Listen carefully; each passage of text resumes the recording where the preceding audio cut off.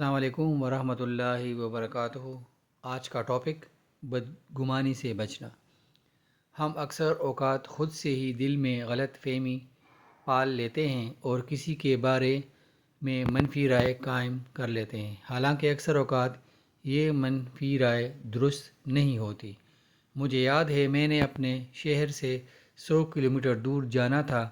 جب گاڑی public transport پہ بیٹھا تو ساتھ والی سیٹ پر ہمارا ایک قریبی دوست بیٹھا تھا۔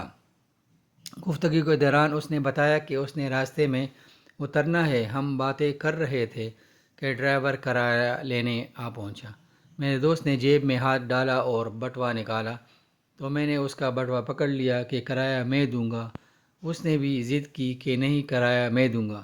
بس اسی بیچ میں میرے موبائل پہ رنگ بجی۔ میں نے موبائل نکالا، کال اٹینڈ کی۔ اس دوران مجھے لگا جیسے کرایہ میرے دوست نے دے دیا ہے۔ وہ اپنے سٹاپ پر اتر گیا۔ کچھ دیر بعد میرا سٹاپ آیا۔ میں اترنے لگا تو کنڈکٹر بولا، اپنا اور اپنے دوست کا کرایہ تو دیتے جائیں۔ مجھے شاک لگا کہ کرایہ تو اس نے دے دیا تھا، یہ دوبارہ کیوں مانگ رہا ہے؟ لیکن میں نے کنڈکٹر سے الجھنے کی بجائے اسے کرایہ دیا اور گاڑی سے اتر آیا۔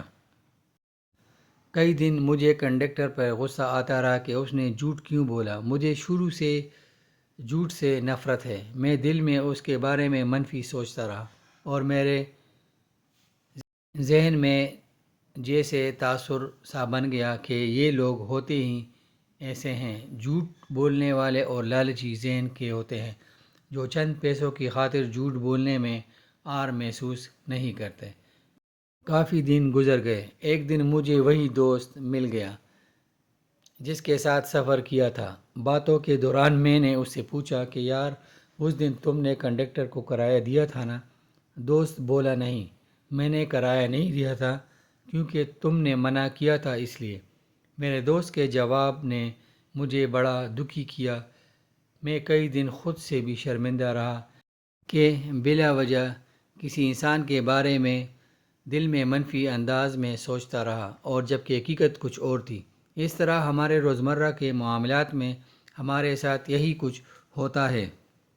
ہم مکمل چھان بین کیے بغیر کسی کے بارے میں منفی انداز میں سوچتے رہتے ہیں اور حقیقت کچھ اور ہوتی ہے۔ اگر ہم تعلقات کے بگاڑ اور غلط فہمیوں کی چھان بین کر لیں تو ہمارے بہت سے معاملات درست ہو سکتے ہیں۔